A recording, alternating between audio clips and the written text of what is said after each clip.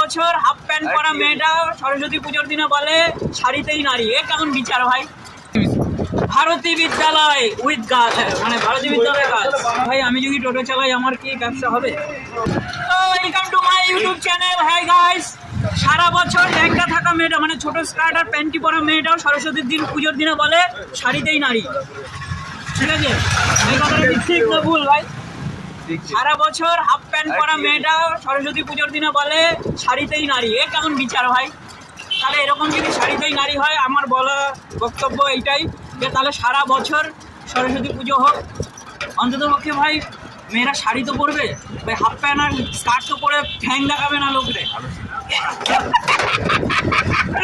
আর এই দেখো bell horn পক পক পক পক, কাঁদিস না চুপ চুপ, বেলুন কিনে দেবো।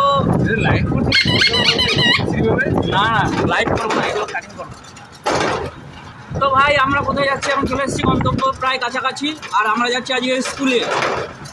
ছোটোবেলায় সরস্বতী পুজোর সময় স্কুলে শুধু অঞ্জলি দিয়ে চলে আসতাম, আর আজকে যাচ্ছি স্কুলে খাওয়া দাওয়া করাতে। এই ভেতরে ঢুকবি? এই দেখো আমরা সেই ভেতরে ঢুকে যাচ্ছি। আমরা এখন যাচ্ছি কিসে জানো? ভারতী বিদ্যালয় উইথ গার্লস, মানে ভারতী বিদ্যালয় গার্লস।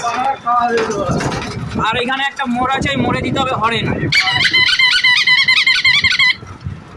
ভাই আমি যদি টোটো চালাই আমার কি ব্যবসা হবে?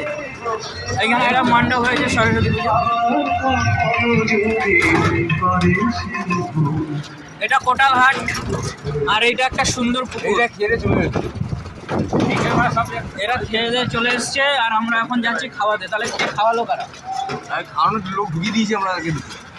ওই দেখো সামনে আসছে ঢালাইয়ের মেশিন। তুই কি চলে যাবি?